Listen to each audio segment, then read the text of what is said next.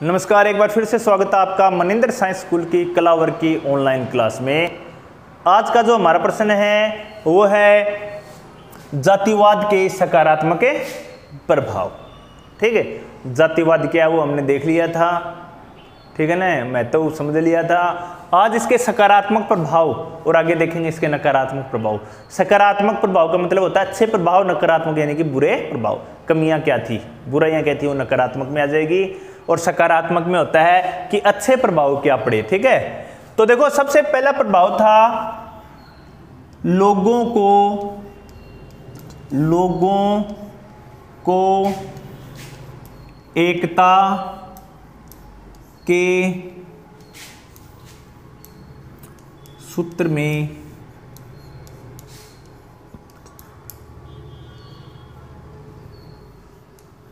बांधना। ठीक है, दूसरा है राजनीतिक सक्रियता। राजनीतिक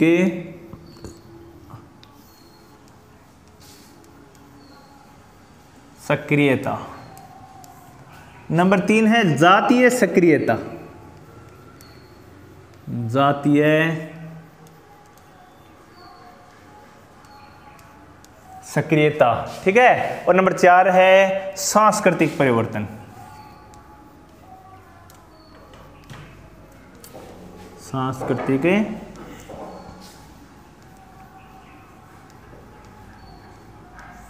परिवर्तन। तो देखो जातिवाद के सकारात्मक प्रभाव यही है। 4 नंबर का प्रश्न आता है लगभग इसमें से। ठीक है, तो इसको आप अच्छी तरह समझेंगे कि पहले तो प्रश्न को समझो। जातिवाद के सकारात्मक प्रभाव, प्रश्न पूछ रहा है कि जातिवाद से फायदा क्या हुआ। ठीक है, सकारात्मक प्रभाव मतलब है फायदा क्या हुआ है, लाभ पूछ रहा है। ये प्रश्न पूछ सकता है कि जातिवाद के लाभ बताओ। जरूरी नहीं कि आपसे सकारात्मक प्रभाव ही पूछे, इस टॉपिक को घुमा भी सकता है अगला। ठीक है ना, सकारात्मक प्रभाव की जगह लाभ पूछ सकता है, तो लाभ में भी यही आएगा, चाहे तो सकारात्मक प्रभाव मान लो या लाभ। ये मैं समझाने के लिए। ठीक है, बाकी आपको याद जो आपकी नोटबुक में है वो करना है। ठीक है ना, एकदम अच्छी तरह। तो देखो सबसे पहले लोगों को एकता के सूत्र में बांधना। जातिवाद एक ऐसी मतलब परंपरा है जिससे लोग एकता के सूत्र में बंध जाते हैं, एक हो जाते हैं। सभी लोग नहीं एक होते। जैसे एक जाति के लोग हैं वो अपने मतलब इकट्ठे हो जाते हैं, एक हो जाते हैं दूसरी जाति के, यानी कि सारे अपनी अपनी जाति के लोगों के साथ एकता के सूत्र में बंधे जाते हैं। ठीक है, जातीय पंचायतें होती है, आपने नाम सुना होगा, फलानी जाति की जातीय पंचायत थी। जाट सभा, कुमावत सभा, ब्राह्मण सभा, राजपूत सभा, ये एकता के सूत्र में बांधने वाली लोगों को सभाएं हैं। ठीक है, ये जो सभा बनी है वो सबसे पहला क्या है, प्रभाव है किसका, जातिवाद का सकारात्मक प्रभाव, जिससे लोग क्या करते हैं, अपने हितों की पूर्ति करते हैं। दूर दूर जो बैठे लोग हैं, जो जातीय पंचायतों में नहीं आ सकते, जातीय पंचायतें होती हैं उनमें नहीं आ सकते, वो भी जो सोशल मीडिया है उसके माध्यम से, ठीक है, जाति के आधार पर आपस में जुड़े रहते हैं। क्योंकि इनको पता है कि एक लकड़ी को तोड़ना आसान है लेकिन लकड़ी के बंडल को तोड़ना मुश्किल है। उसी प्रकार ये लकड़ी के बंडल का कार्य जातिवाद जो संगठित लोग होते हैं ना वो करते हैं। हमेशा जातिवाद के सकारात्मक प्रभाव भी नहीं होते, कई बार क्या है इसके नकारात्मक प्रभाव भी हो जाते हैं। ठीक है, तो पहला देखो मैंने आपको बता दिया, लोगों को एकता के सूत्र में बांधना। ठीक, लोगों को एकता के सूत्र में बांध देते हैं। दूसरा राजनीतिक सक्रियता। अब जातिवाद के कारण लोग हैं एक दूसरे की मतलब राजनीतिक सक्रियता में, एक दूसरे की राजनीतिक सक्रियता में हिस्सा लेते हैं। मतलब राजनीतिक सक्रियता क्या होती है, अपनी राजनीतिक जो उनके जितने भी राजनीतिक लाभ हैं, ठीक है ना, या फिर कहा जाए कि राजनीतिक उनके जो अधिकार हैं उनको पाने के लिए वो हमेशा तत्पर होते हैं। जैसे गुर्जर आंदोलन आपने नाम सुना होगा, जाट आंदोलन, जाति विशेष का आंदोलन था, अपने राजनीतिक अधिकारों या अपने किसी भी अधिकार है उसकी प्राप्ति के लिए इस प्रकार के आंदोलन होते हैं। तो ये एक सकारात्मक प्रभाव है एक तरह से कि अपनी राजनीतिक जो सक्रियता है उसको बढ़ाते हैं, उनकी राजनीतिक जो और अधिकार उनमें और ज़्यादा वृद्धि हो जाती है। ठीक है, राजनीतिक अधिकार उनको और ज़्यादा वो समझने लग जाते हैं। जिससे क्या है वो अपना जो जितने भी जिस प्रकार के जो लाभ हैं उनको वो प्राप्त कर सकें। तीसरा है जातीय सक्रियता। जातीय सक्रियता मतलब जाति में अब क्या सक्रिय हो गए हैं लोग। इनका सबसे ज्यादा फायदा जो जातीय सक्रियता का है वो उन जातियों को मिला है जिनकी संख्या कम है। ठीक है, समाज में जिनकी संख्या क्या है, कुछ जातियां ऐसी होती है जिनकी संख्या ज्यादा होती है, कुछ जातियों की संख्या कम होती है। तो कम संख्या वाली जो जातियां हैं वो अपने लाभ को प्राप्त करने के उद्देश्य से राजनीतिक दल वगैरह इस प्रकार के बनाती हैं और अपनी जो जाति हैं उनको क्या संगठित कर पाती हैं। जैसे मान लो कुछ एक जाति ऐसी है, नाम नहीं लूँगा, कोई भी XYZ जाति मान लो उसकी संख्या कम है हर गांव में, मतलब अगर उनका देखा जाए तो बहुत कम होते हैं, तो हर गांव में देखो वो अपनी मांग है अच्छी तरह उठा भी नहीं सकते या फिर अपने अधिकारों को प्राप्त नहीं कर सकते। लेकिन ये पूरे भारतीय वो छोटे छोटे जो वर्ग हैं थोड़ी थोड़ी संख्या में पूरे भारतीय अगर एक जगह इकट्ठे हो जाते हैं, एक सभा बना लेते हैं, जातिगत पंचायत बना लेते हैं, तो वो सिस्टम को हिला भी सकते हैं फिर। ठीक है ना, सरकार को मजबूर कर देते हैं उनकी मांग है वो मानने के लिए। पूरे देश की उस जाति के मतलब एक गाँव में तो उनकी संख्या कम है, लेकिन पूरे देश में अगर वो इकट्ठे हो जाए एक जगह, ठीक है, तो ऐसे में वो अपनी मांगें मनवा सकते हैं। तो ये फायदा होता है कौन सी जातियों को, जिनकी संख्या कम है। तो वही है जातीय सक्रियता में भी क्या हो जाती है, फिर वृद्धि हो जाती है। सांस्कृतिक परिवर्तन, जातिवाद के कारण देखो सांस्कृतिक परिवर्तन क्या चीज है। सांस्कृतिक परिवर्तन होता है खान पान, रहन सहन, वेशभूषा आदि।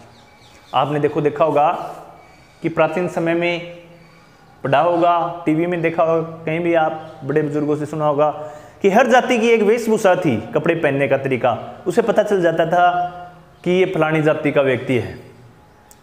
रहन सहन उनका, उनके घर वगैरह हैं वो क्या है होते थे। लेकिन आज आपने देखा होगा घर को देखने से या वेशभूषा से, खान पान से पता नहीं चलता कि कौन किस जाति का है, क्योंकि आज निम्न जो जातियां हैं वो भी उच्च जातियों का अनुसरण करने लगी है। उनकी तरह कपड़े पहनना, उन्हीं की तरह खाना खाना, उन्हीं की तरह रहन सहन, ये सारा क्या जातिवाद के कारण ही हुआ है। इसको बोलते हैं सांस्कृतिक परिवर्तन। तो देखो लोगों को एक सूत्र में बांधना, राजनीतिक सक्रियता, जातीय सक्रियता और सांस्कृतिक परिवर्तन, ये क्या है जातिवाद के सकारात्मक प्रभाव। अब अपने देखेंगे, देखो जातिवाद है उसके नकारात्मक प्रभाव। अब देखो सकारात्मक प्रभाव देख लिए, अब की बार है जातिवाद के नकारात्मक प्रभाव या कमियां, ठीक है ना, ये प्रश्न आ सकता है, या हानि। ठीक, जातिवाद की क्या हानि है, तो इसको भी अपने देखो पॉइंट के हिसाब से देख लेते हैं। वैसे आपको जो नोट्स में करवा रखा है वो आप याद कर सकते हो। पहला है जातिवाद के कारण लोगों में बंधुत्व व एकता को हानि। ठीक है, यानी कि एकता, जो समाज में लोगों की एकता है वो क्या हो जाती है, विखंडित हो जाती है। समाज में अशांति का वातावरण, अशांति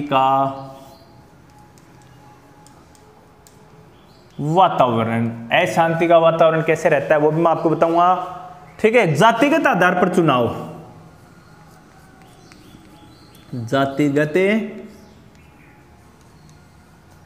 आधार पर चुनाव, राजनीतिक आधार पर, जातिगत आधार पर राजनीतिक दल का निर्माण, जातिगत आधार पर राजनीतिक दलों का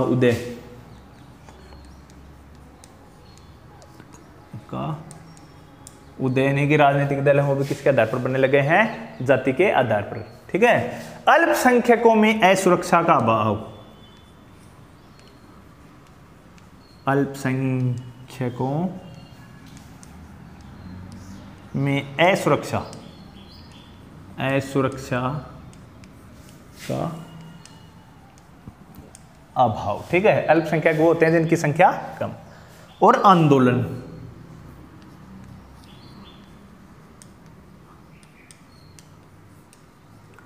ये जातिवाद के क्या है, कुछ नकारात्मक पक्ष हैं, यानी कि कमियां हैं। सबसे पहला है बंधुत्व व एकता में हानि। जब जातिगत आधार पर लोग इकट्ठे होने लग जाते हैं, अपनी जाति को, अपनी जो जाति उसको महत्व देके अन्य जातियों की अपेक्षा करने लग जाते हैं, तो ऐसी स्थिति में क्या होता है, समाज में अशांति और संघर्ष उत्पन्न हो जाता है। कई बार तो जातियों के अंदर, दो या अधिक जातियों के अंदर भिड़ंत भी हो जाती है, मतलब टकराव की स्थिति भी बन जाती है, ठीक है। और जातिगत आधार पर बड़े बड़े अपने को दंगे देखने को मिलते हैं या नुकसान देखने को समाज में मिलता है। तो ये जातिवाद का पहला क्या है, नकारात्मक पक्ष है। मतलब जातिवाद के फायदे कम और नुकसान ज्यादा है अपने कह सकें तो। अशांति का वातावरण, तो वही बात है, जब दो जातियां हैं या विभिन्न जातियां अलग अलग अपने को, अपना ही जो महत्व है वो सिद्ध करने लग जाएंगी, अपने अधिकारों की रक्षा के लिए दूसरी जातियां हैं उनको दबाने लग जाएंगी, तो ऐसी स्थिति में जातियों के मध्य क्या है, संघर्ष होना या मतलब विवाद की स्थिति उत्पन्न होना स्वाभाविक है। ऐसी स्थिति में कई बार क्या हो जाता है, जातीय दंगे उत्पन्न हो जाते हैं। समाज है उसमें क्या है, अशांति, यानी कि शांति की जगह पर क्या है, अशांति का वातावरण उत्पन्न हो जाता है। जो लोग मिलकर रहना चाहते हैं वो जाति के आधार पर एक दूसरे के क्या हो जाते हैं, दुश्मन हो जाते हैं, ठीक है। फिर है जातिगत आधार पर चुनाव। अब जो चुनाव है वो भी मैंने आपको देखो चुनाव वाले में बता दिया था कि जातिगत आधार पर होते हैं। वोट हैं वो भी जाति के आधार पर दिए जाते हैं।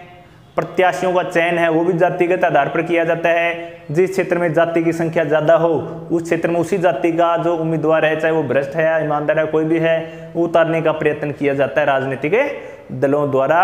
तो चुनाव के समय में जो जातिगत समीकरण है इनका भली भांति ध्यान रखा जाता है, अच्छी तरह ध्यान रखा जाता है। फिर है जातिगत आधार पर राजनीतिक दलों का उदय।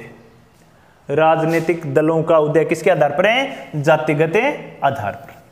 यानी कि छोटे छोटे जो दल होते हैं वो जाति के आधार पर बन जाते हैं, क्षेत्रीय दल बोलते हैं जिनको, उनका उदय होता है। और क्षेत्रीय दलों में बिहार, उत्तर प्रदेश, मैंने पहले भी आपको बताया था, राजस्थान है, ठीक है, केरल, तेलंगाना, ये कुछ जो राज्य हैं ये मैंने आपको बता दिए थे। तो देखो ये दल हैं, छोटे छोटे दल हैं, वो किसके आधार पर बन जाते हैं, जातियों के आधार पर दल बढ़ जाते हैं। जैसे बसपा है, ठीक है ना, या फिर कोई भी पार्टी है, समाजवादी पार्टी है, इस प्रकार के जो दल हैं वो क्या है, जातियों के आधार पर जातिगत समीकरण बिठा के और उसके बाद में तैयार किए जाते हैं। फिर है अल्पसंख्यकों में असुरक्षा की भावना। अल्पसंख्यक हमारे देश में वैसे तो किसको कहा जाता है, ठीक है, सुरक्षा का अभाव, या एक ही बात है, सुरक्षा का, असुरक्षा का अभाव। अल्पसंख्यक, वैसे तो अल्पसंख्यक मुसलमानों को बोला जाता है हमारे देश में, जहां भी अल्पसंख्यक का नाम आता है तो वहां अपने नाम मुसलमानों का आता है। लेकिन यहाँ पर अल्पसंख्यक का मतलब ये है कि जिसकी संख्या क्या हो, कम हो। अब यहाँ पर हिंदू मुस्लिम की बात नहीं हो रही, यहाँ पर जातियों की बात हो रही है। तो अल्पसंख्यक यहाँ पर वो जातियां होंगी जिनकी संख्या कम होती है, ठीक है। तो उनमें असुरक्षा का भाव उत्पन्न हो जाता है जातिवाद के कारण। किसी गांव में मान लो किसी एक जाति की संख्या ज्यादा है, उनका दबदबा हो, तो कम संख्या वाले जो जातियां हैं वो हमेशा अपने आप को असुरक्षित महसूस करेंगे। वो सोचेंगे कि कहीं पे जो ज़्यादा संख्या वाली जो जातियाँ वो हमारे ऊपर अटैक नहीं कर दें, हमारे को तंग नहीं करने लग जाएं। तो अल्पसंख्यक जो लोग होते हैं जिनकी संख्या कम होती है उनमें असुरक्षा की भावना उत्पन्न हो जाती है। फिर है आंदोलन। कई बार जाति के आधार पर समाज में घोर आंदोलन उत्पन्न हो जाते हैं, जिससे समाज में जनहानि, प्राण हानि, जनहानि एक ही बात है, धन हानि और भी सरकारी जो कार्य है बाधित होते हैं।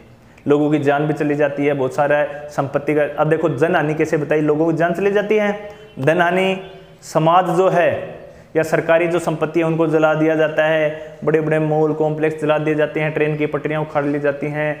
तो इस प्रकार जो धन है उसका भी क्या होता है, नुकसान हो जाता है। उदाहरण के लिए जाट आंदोलन, गुर्जर आंदोलन, इस प्रकार के आंदोलन है उनको अपने देख सकते हैं, ठीक है। तो ये क्या थे, हमारे जातिवाद है उसके नकारात्मक प्रभाव थे। कितने, 6 मैंने बताए हैं, 3-4 और भी, जितने और भी अपने जोड़ सकते हैं दिमाग से, कितने भी अपने बढ़ा सकते हैं। मैंने आपको पहले बताया था कमियां ज्यादा हैं और लाभ है कम है जातिवाद की, ठीक है। तो आज हमारा जातिवाद का लाभ और हानियां या सकारात्मक या नकारात्मक जो प्रभाव है वो जो क्वेश्चन है वो क्या होता है हमारा कंप्लीट होता है। अब नए चैप्टर, नए प्रश्न के साथ क्या है अगले वीडियो में अपने देखो मिलेंगे, तब तक के लिए धन्यवाद।